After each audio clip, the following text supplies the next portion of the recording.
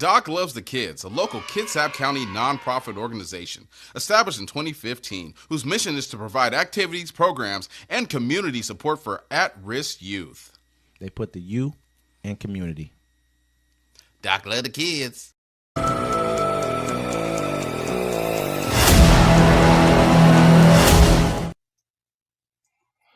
Welcome to Uncommon Courtesy, where we give you the courtesy of conversation that's uncommonly spoke of. I'm D-Mac. I'm Wesley. And this is the show.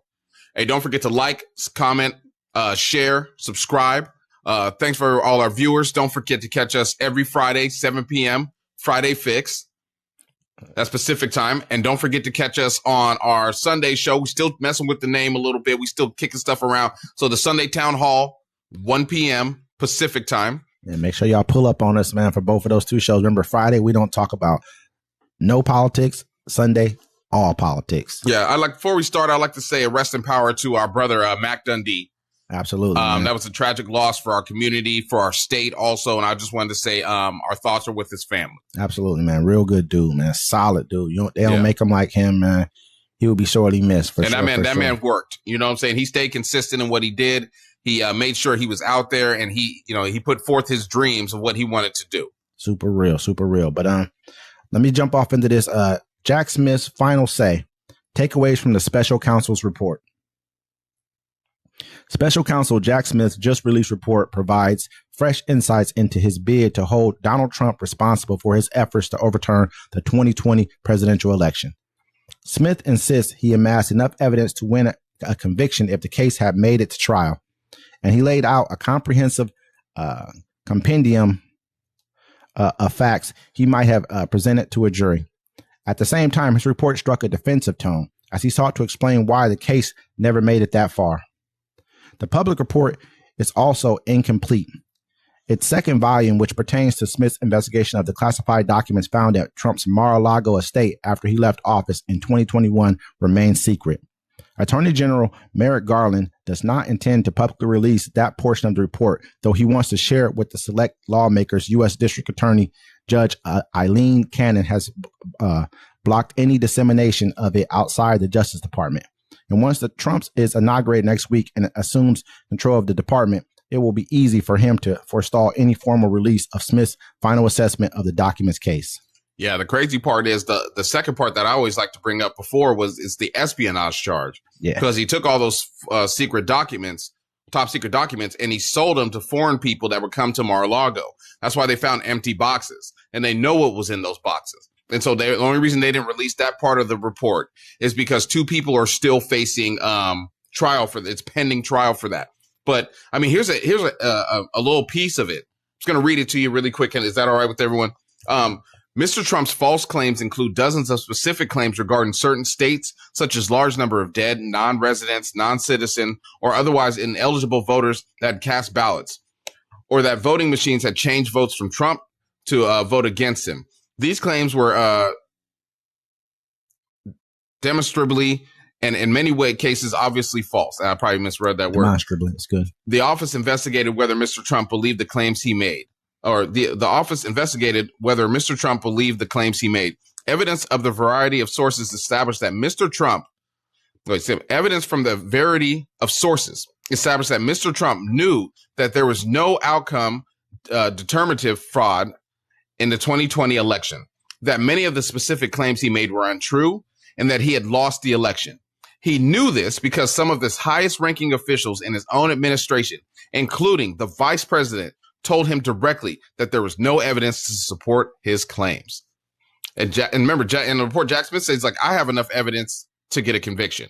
I mean, it's a slam dunk. It's easy. We all saw it. I mean, as many people deny this, everybody saw exactly what happened. They showed us. They also have, I think it's a recording of him saying, "Will you find 12,874 votes?" Something like that. The exact, like 4 more votes than what he needed to win in Georgia. On top of that, they have 7 different states that have filed charges against fake electors that his people sent in to act as real electors for the state.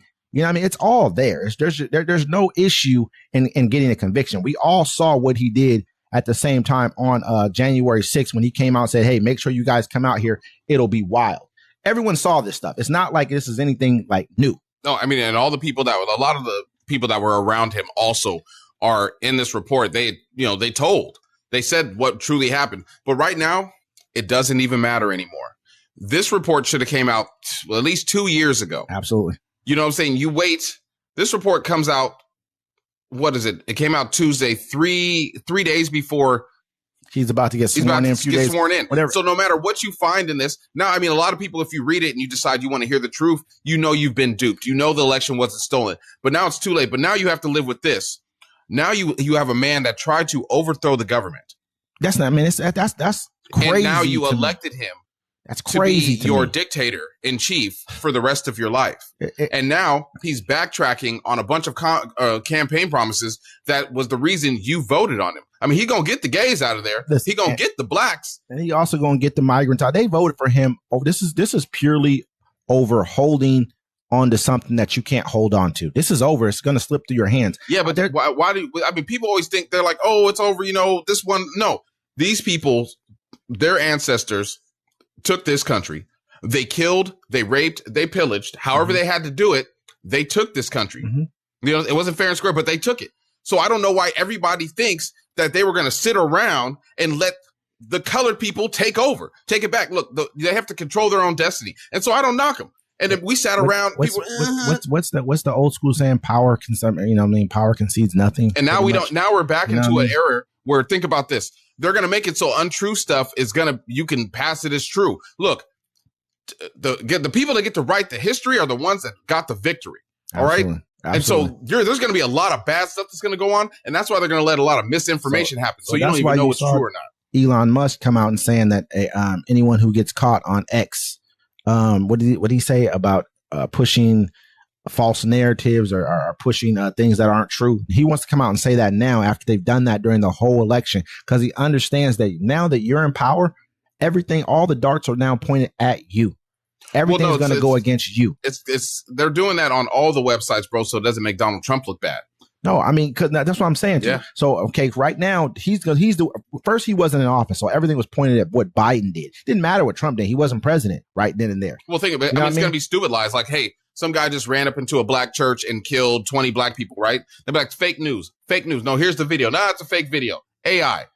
They have the choice to say what is and what isn't real anymore. I mean, and I think that's why you start looking at the group of three. We look at Bezos, Zuckerberg, and Elon Musk. That group of three right there, we have to really pay attention to what they're doing. They're going to be sitting together at the inauguration. They're all going, I won't say they're going together, but they'll be sitting together by each other. And I'd like to say this to people, Republicans, well played. You know what I'm saying? The Democrats are weak. It's a weak party. They prioritize immigrants and the LGBT community before everything.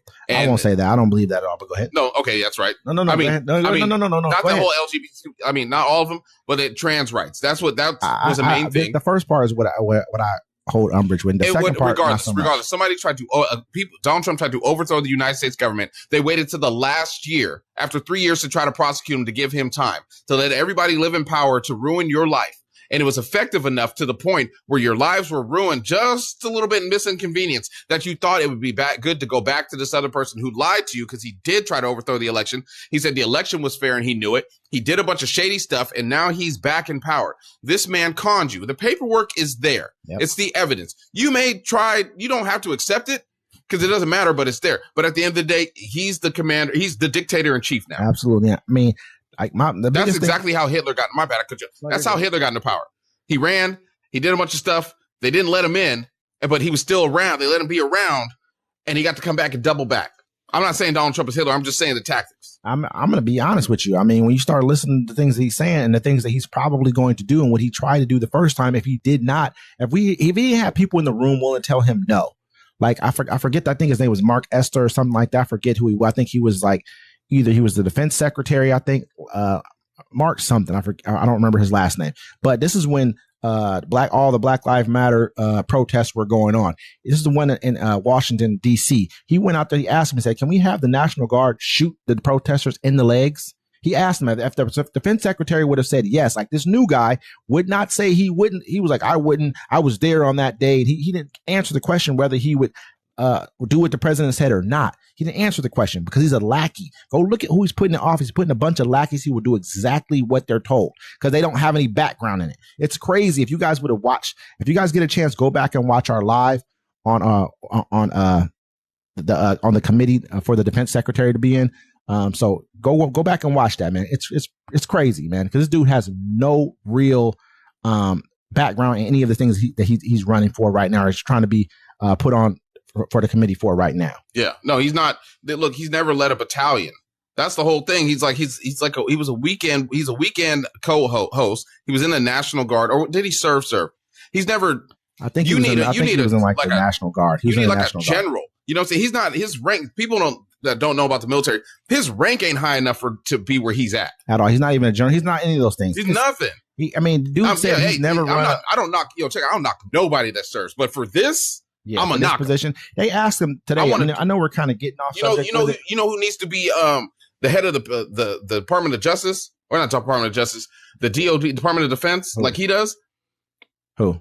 Or somebody that looks dead in their eyes, that walks straight with a certain pace, and he wears a suit and keeps his hat under his arm. Not a partisan hack. This dude's a partisan hack at best, man. I mean, he's got all kind of serious charges put against him. This isn't new. They're like, oh, this is new stuff. 2017, he had sexual assault. We should get it. We'll get into that later. These days, like that stuff's out. I mean, that stuff's. Let's not get too deep in it, but these days, that kind of accusation ain't gonna fly no more.